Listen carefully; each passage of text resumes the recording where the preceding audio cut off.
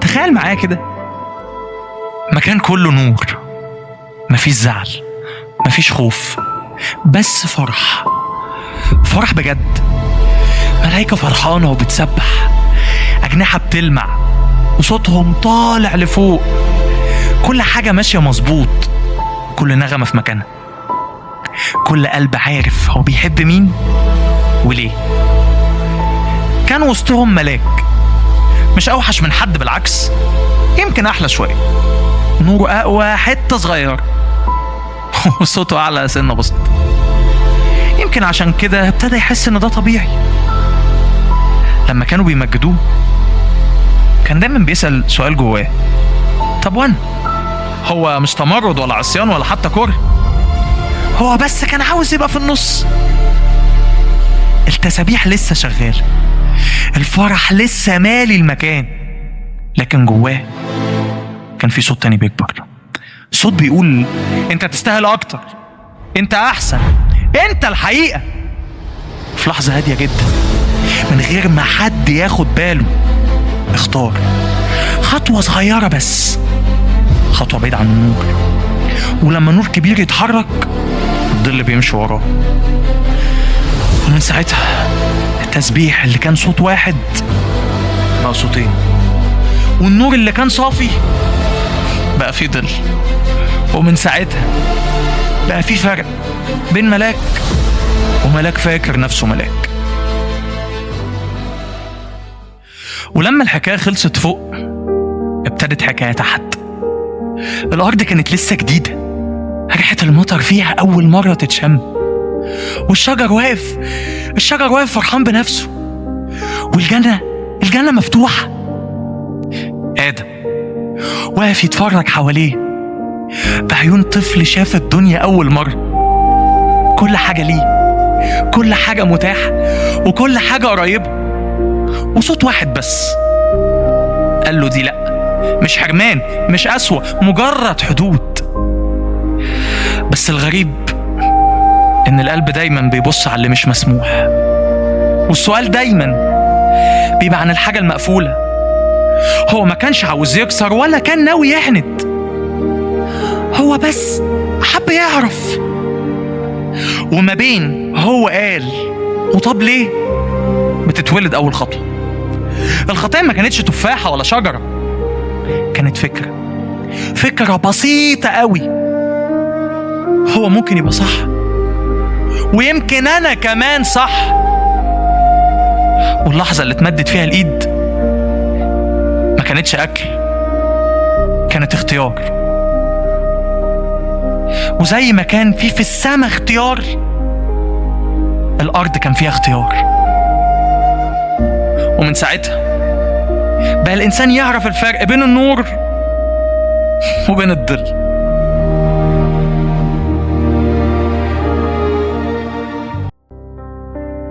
من أول آدم،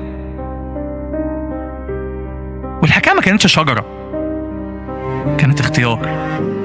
ربنا خلق إنسان وحط قدامه طريقين، مش علشان يوقعه لكن عشان يحبه وهو حر. آدم اختار ووقع، بس الغريب ان ربنا ما مشيش، ما قالش خلاص، ما قفلش الباب، فضل ينادي ووعد ان نسل المرأة هيسحق رأس الحية.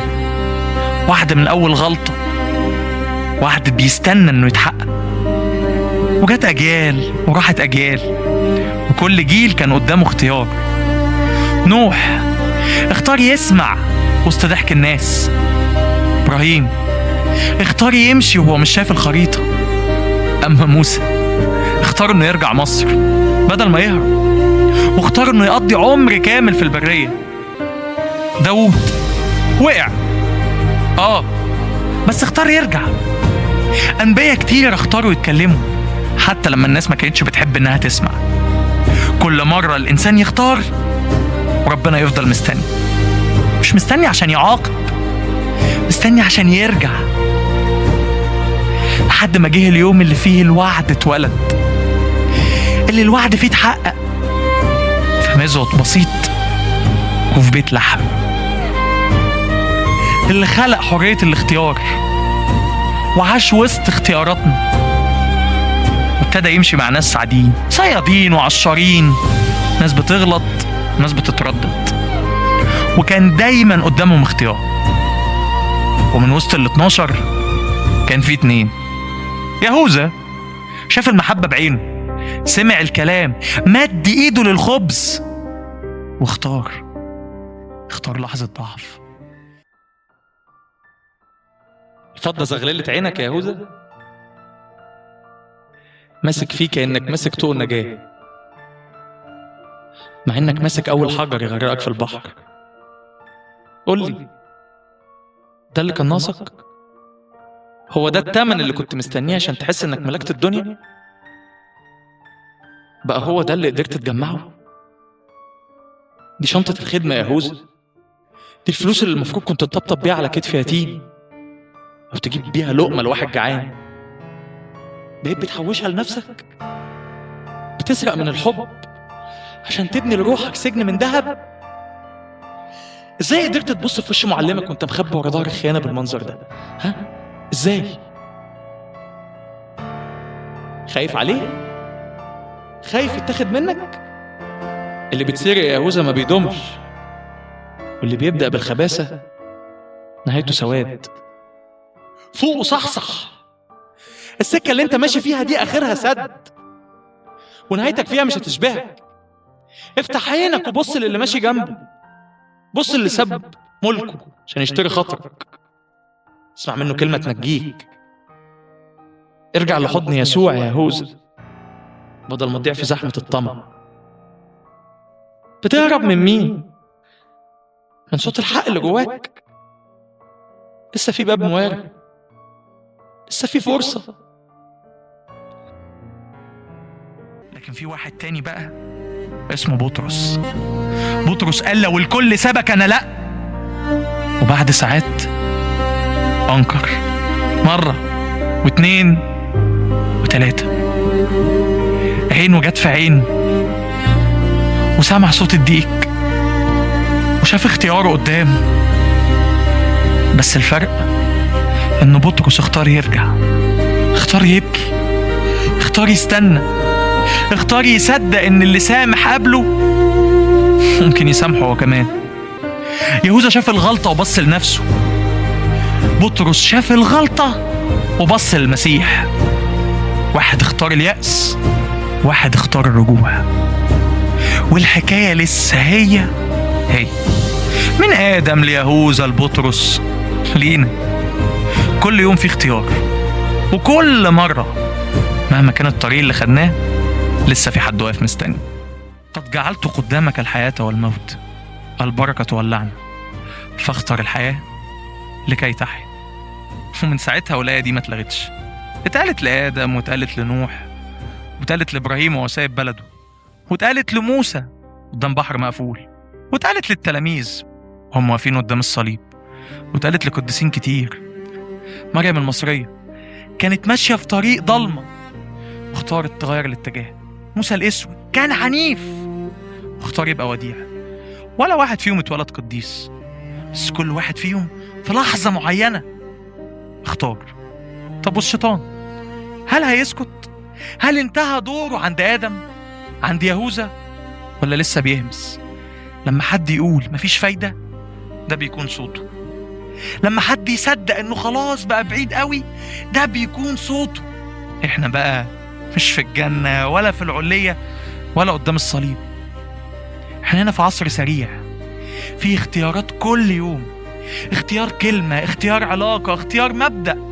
في كل مرة نفس السؤال بيتسأل، هتصدق صوت اليأس ولا صوت الرجوع؟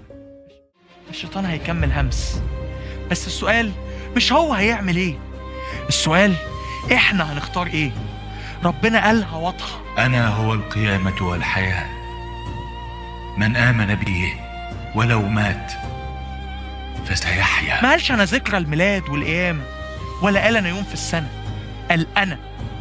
يعني القيامة مش تاريخ، مش احتفال، مش ترنيمة بنقولها وخلاص. القيامة اختيار ربنا، مش هروب من المعركة، ده انتصار جواه. مش معناه انك ما غلطتش، مش معناه انك ما تفضلش واقع، مش معناه ان الدنيا تبقى سهلة، معناه انك مش لوحدك. القيامة الحقيقية ما حصلتش من 2000 سنة بس، القيامة بتحصل لما قلب مكسور يقدر يسامح، لما إنسان بعيد يقول هرجع، لما حد يختار الحق حتى لو هيكلفه كتير. اختيار ربنا هو اختيار الحياة، اختيار انك تقوم مهما كان القبر مقفول عليك، لأن القبر ما كانش آخر كلمة.